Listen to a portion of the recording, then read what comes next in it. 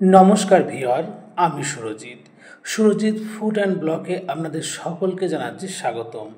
আজকে চলে এসেছি দীঘাতে, আর দীঘা মানে হলো ওল্ড দীঘা। চলুন বেরিয়ে পড়লাম ওল্ড দীঘার উদ্দেশ্যে। আমরা ওল্ড দীঘায় এসে প্রথমে লাইটিংয়ে লেখা দীঘা সেটা আমরা ক্যামেরা বন্দি করে নিলাম এবং চটাপট সেখান থেকে কিছু আমরা ফটো তুলে নিলাম। দেখছি অনেক মানুষ এই জায়গায় দাঁড়িয়ে বিভিন্ন রকমের শ্যুট দিচ্ছে ফটোয়। আমিও দূরে তুলে নিলাম। তারপর আস্তে আস্তে একটি ভেতরের দিকে ঢুকলাম, দেখলাম একটা গাছে কত লাইটিং, দেখে অবাক হয়ে গেলাম। আমিও এখানে দাঁড়িয়ে দুটো সেলফি তুলে নিলাম। কত সুন্দর লাগছে এই গাছটাকে দেখতে। কারা কারা ওল্ড দীঘায় গিয়েছেন অবশ্যই আমাকে কিন্তু কমেন্টে জানাবেন।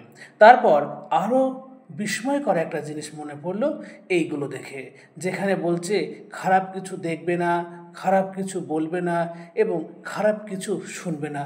কি সুন্দর শিক্ষণীয় ঘটনা ওল্ড দীঘা আমাদের চোখে আঙুল দিয়ে দেখিয়ে দিচ্ছে। তারপর ভিতরের চারিদিকটা আমি একটু আপনাদের ফোকাস করছি।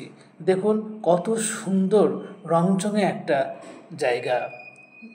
এখানে গেলে আপনার মনে হবে না আমি বাড়ি ফিরে আসি। দেখুন চারিদিকটা কত কালারে ভর্তি, কত মানুষ নিজেদের আনন্দ কিছু সময় এখানে ভাগ করে নিচ্ছে। যেদিনকে গিয়েছিলাম সেদিনকে প্রচুর লোকজন ছিল, কিন্তু হঠাৎই বৃষ্টি আসায় লোকজন ভেঙে যায়। তারপরে আসলাম সর্বশিক্ষা মিশনের একটা পোস্টার দেখতে, যেখানে সবাই স্কুলে যায় এই স্লোগানটা অতিবাহিত হচ্ছে। তারপরে লোকসঙ্গীতের বিষয়বস্তু তুলে ধরেছে, যেখানে বাউল গান চলছে। অর্থাৎ আমাদের দেশ হলো, ভারতবর্ষ হলো লোকসংস্কৃতির কালচার, যা ওল্ড দীঘার মধ্য দিয়ে ফুটিয়ে তুলেছে। কি সুন্দর লাগছে এই চিত্র।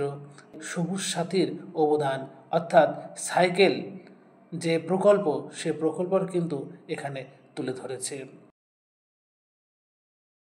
তারপর তুলে ধরেছে সহজ পাঠের কিছু অংশ। আচ্ছা বলুন তো, এই যে সহজ পাঠ, এটি কার লেখা? আমরা সকলে জানি, তবু একবার বলবেন। যা হোক, আমরা চলে আসলাম এক অন্য প্রান্তে, যেখানে দেখলাম দাবা খেলা বসানো আছে।